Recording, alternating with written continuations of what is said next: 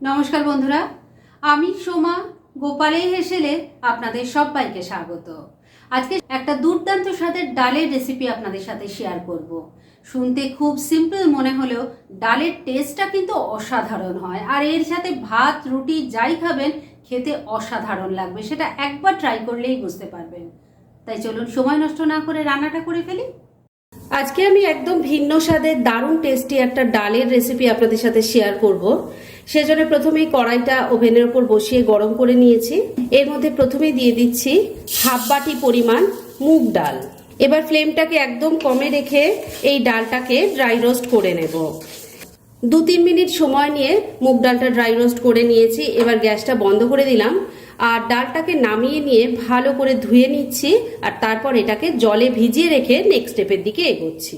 Dry roast করা মুগ ডালটা ভালো করে ধুয়ে জলে ভিজিয়ে রেখে দিয়েছি। আর এই রান্নাটায় কিন্তু শুধু মুগ ডালই যে পড়বে তা কিন্তু নয়, এই রান্নায় আরেকটা ডালও লাগবে, সেটা হলো অড়হর ডাল।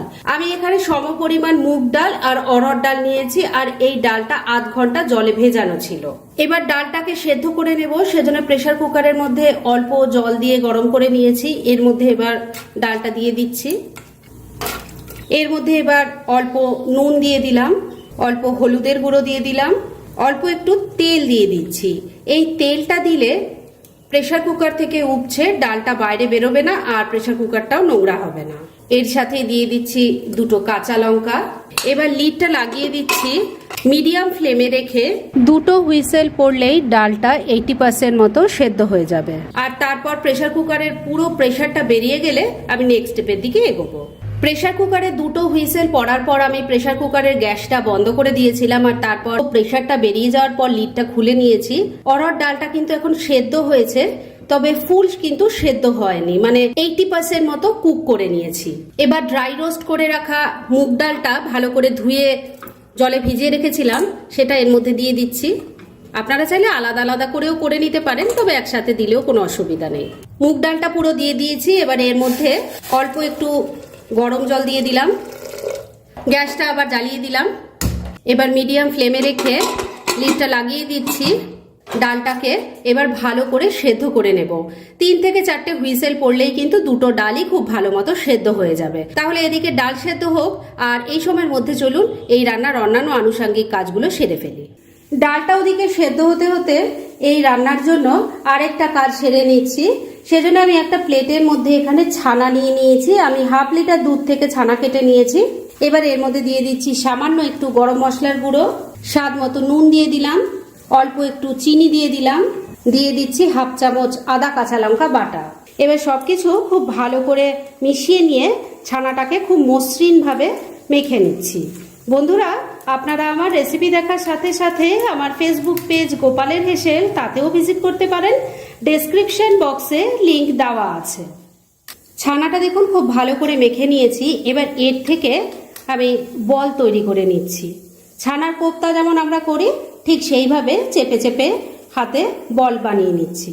দেখুন আমি এরকম সাইজের তৈরি করেছি, তবে আপনারা চাইলে এর থেকে ছোট বা বড়ও তৈরি করতে পারেন। এবার এই পুরো মণ্ডটা থেকে আমি এইভাবে তৈরি করে নিয়ে তারপর নেক্সট স্টেপের দিকে এগোচ্ছি। ছানার বলগুলো দেখুন সব তৈরি হয়ে গেছে। এবার এই প্লেটটাকে আমি কিছুক্ষণের জন্য এক সাইডে রেখে দিচ্ছি, আর ওদিকে ডালটাও কিন্তু সেদ্ধ হয়ে গেছে। আমি গ্যাসটা বন্ধ করে দিয়েছি। এবার তাহলে চলুন ওই দিকে যাই। ছানার বলগুলো তৈরি হয়ে গেছে, ওগুলো রেখে দিয়েছি। এদিকে কিন্তু ডালটাও ভালো মতো সেদ্ধ হয়ে গেছে। কেমন সেদ্ধ হয়েছে সেটা একবার দেখিয়ে দিই। 2টো ডালই কিন্তু খুব ভালো মতো সেদ্ধ হয়ে গেছে। এবার একটা ডাল কাটা দিয়ে এর মধ্যে একটু ঘুরিয়ে দিচ্ছি, যাতে ডালটা একদম স্মুথ হয়ে যায়। ডাল কাটা দিয়ে ডালটা খুব ভালো করে ম্যাশ করে দিয়েছি। এবার এটাকে ঢাকা দিয়ে এক সাইডে রেখে দিচ্ছি, আর ওভেনে কড়াই গরম করে ফিরে আসছি। এবার মূল রান্নাটা শুরু করব, সেজন্য কড়াই সরষের তেল গরম করে নিয়েছি। এবার প্রথমে ছানার বলগুলো ভেজে নেব। তেলটা প্রথমে ভালো করে গরম করে নিতে হবে, আর তারপর মিডিয়াম ফ্লেমে এগুলো ভেজে নিতে হবে। সবকটা ছানার বল আমি ভাজার জন্য বসিয়ে দিয়েছি। এগুলোকে এবার মিডিয়াম ফ্লেমে রেখে উল্টে পাল্টে লাল লাল করে ভেজে নেব। দেখুন সবকটা ছানার বল উল্টে পাল্টে লাল লাল করে ভেজে নিয়েছি। এবার এগুলো তুলে নিচ্ছি। ছানার বলগুলো ভেজে তুলে নেওয়ার পর যে তেল আছে তার মধ্যেই বাকি রান্নাটা করব। এর মধ্যে প্রথমে দিয়ে দিচ্ছি অল্প গোটা জিরে, দিয়ে দিচ্ছি একটা তেজপাতা, একটা শুকনো লঙ্কা, অল্প একটু হিং দিয়ে দিলাম। এর সাথে দিয়ে দিচ্ছি থেতো করা গোটা গরম মশলা, তার মধ্যে আছে 2টো এলাচ, 2-3টে লবঙ্গ আর একটা ছোট দারচিনি। ফোড়নটাকে একটু ভাজা ভাজা করে নিচ্ছি। ফোড়নটা ভাজা ভাজা হয়ে গেছে, এর থেকে এখন খুব সুন্দর একটা গন্ধ বেরোচ্ছে। এবার এর মধ্যে দিয়ে দিচ্ছি 1 টেবিল স্পুন আদা কাঁচা লঙ্কা বাটা। এর মধ্যে দিয়ে দিচ্ছি অল্প হলুদের গুঁড়ো, ছোট চামচের 1 চামচ জিরের গুঁড়ো দিয়ে দিলাম, স্বাদ মতো নুন দিয়ে দিচ্ছি। তবে নুনটা দেওয়ার আগে খেয়াল রাখবেন, ডাল সেদ্ধ করার সময়ও কিন্তু অল্প নুন দেওয়া ছিল। অল্প একটু চিনিও দিয়ে দিলাম। অল্প জল অ্যাড করছি, না হলে মশলাটা কষানো যাবে না। ভালো করে সবকিছু মিশিয়ে নিয়ে মশলাটাকে কষিয়ে নিচ্ছি। 2-3 মিনিট সময় নিয়ে মশলাটাকে খুব ভালো করে কষিয়ে নিয়েছি। এর থেকে দেখুন এখন তেলটা সেপারেট হয়ে গেছে। এবার সেদ্ধ করে রাখা ডালটা এর মধ্যে দিয়ে দিচ্ছি। এই ডাল কিন্তু একটু ঘন হয়, তাই এর মধ্যে বেশি জল মেশানোর কোনো দরকার নেই। ভালো করে সবকিছু মিশিয়ে নিচ্ছি। ডালটা খুব ভালো করে মিশিয়ে নিয়েছি। এবার এর মধ্যে দিয়ে দিচ্ছি একটু কিশমিশ, এটাও মিশিয়ে নিচ্ছি। সবকিছু খুব ভালো করে মিশিয়ে নিয়েছি। এবার ফ্লেমটাকে মিডিয়ামে রেখে 2-3 মিনিট রান্না করে নিচ্ছি। মিনিট 3 ডালটা রান্না করে নিয়েছি। এবার এর মধ্যে দিয়ে দিচ্ছি একটু ঘি, আর এর সাথেই ছানার ভাজা বলগুলো দিয়ে দিচ্ছি। ঘি আর ছানার বলগুলো ভালো করে ডালের সাথে মিশিয়ে নিয়েছি। এবার ফ্লেমটা ওই একই রেখে মিনিট 2 আবারও রান্নাটা করে নিচ্ছি। মিনিট 2 আবারও রান্নাটা করে নিয়েছি। এবার আমার এই স্পেশাল ডাল রান্না একদম রেডি। গ্যাসটা আমি বন্ধ করে দিলাম। এই রকম ঘনত্বে কিন্তু আমি নামাবো, কেননা এটা ঠান্ডা হলে আরো ঘন হয়ে যাবে, তাই খুব বেশি ঘন করে নামাবেন না, তাহলে সেটা জমাট বেঁধে যাবে, যেটা দেখতে বা খেতে কোনোটাই ভালো লাগবে না। আর এবার এটাকে কিন্তু আর ঢেকেও রাখা যাবে না, না হলে ছানার বলগুলো একদম নরম হয়ে যাবে। তাই ডাইরেক্ট সার্ভ করে আপনাদের দেখাচ্ছি। ফ্রেন্ডস, আমার আজকের এই স্পেশাল ছানার ডালের রেসিপি একদম রেডি হয়ে গেছে এবং আমি সার্ভ করে দিয়েছি। এটা ভাত, রুটি, পরোটা, লুচি সব কিছুর সাথে খেতে খুব ভালো লাগবে। আগে যদি এভাবে না ট্রাই করে থাকেন, আমার রেসিপিটা দেখে কিন্তু একদিন ট্রাই করতে পারেন। আশা করছি আপনাদেরও ভালোই লাগবে।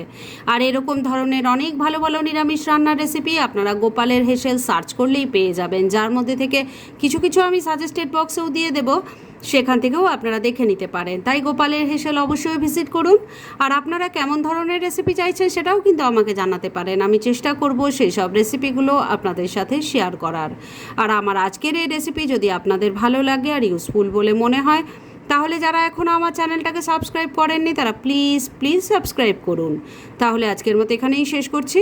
পরদিন আবার এরকমই কোনো ভালো রেসিপি নিয়ে চলে আসব। আপনারা সবাই খুব ভালো থাকুন, সুস্থ থাকুন।